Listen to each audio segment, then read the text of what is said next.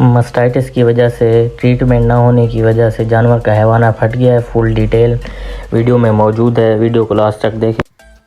अस्सलाम वालेकुम। ऐसे जानवर जो हैं जिनका हैवाना सूज जाता है या जिसको वाह बोलते हैं हैवाने में, वो हो जाती है सोने से पहले या सोने के बाद, तो कुछ फार्मर हजरात ऐसा करते हैं या ऐसा बोलते हैं कि ये अपना देसी चीज़ें देने से सही हो जाता है, और बाद औक़ात कुछ सही हो भी जाते हैं और कुछ सही नहीं होते, तो उनकी ट्रीटमेंट करनी पड़ती है। ये बैक्टीरियल इन्फेक्शन होता है जिसकी वजह से हैवाना सूज जाता है।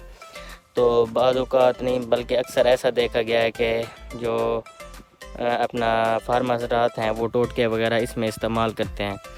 जो जानवर दुधेल जानवर है उसका मेन जो चीज़ होती है वो हैवाना होता है। तो अगर हैवाना ख़राब हो जाए तो उसका रेट बहुत ज़्यादा कम हो जाता है। ऐसा ही एक केस मैं दिखाने लगा हूँ आपको, जो फार्मर ने अपने तजर्बे से, अपने नुस्खे से उसका इलाज किया है, और उसका हाल मैं आपको दिखाता हूँ कि किस तरह हो गया है। तो बराए करम अगर जानवर का हैवाना सूज जाए, सूजन हो जाए, मास्टाइटिस हो जाए, वाह हो जाए हैवाने में, तो उसकी प्रॉपर एक ट्रीटमेंट करवाएं, ना कि अपने तरीके से इलाज करवाएं।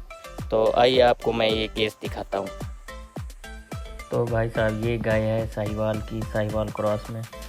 मैं आपको दिखाता हूँ डिटेल इसकी इधर से।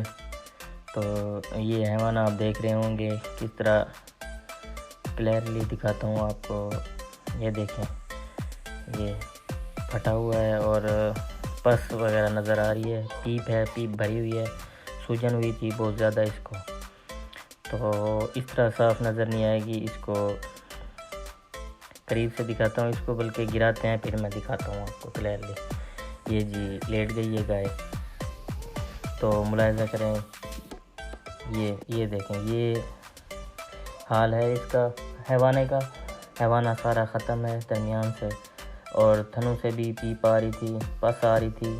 तो भाई ने बुलाया, उसको चेक किया, तो इसमें से तकरीबन 1 किलो के करीब एक मोटा ढेला निकला है पस का, जो रुका हुआ था, पस पड़ी हुई थी इसमें।